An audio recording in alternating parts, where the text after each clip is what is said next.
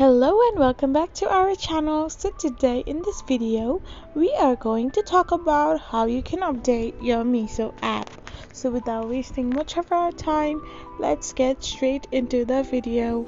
So first of all you need to do is scroll to your home page and click open the Play Store app. So once you're on your Play Store, you need to simply tap on its search bar.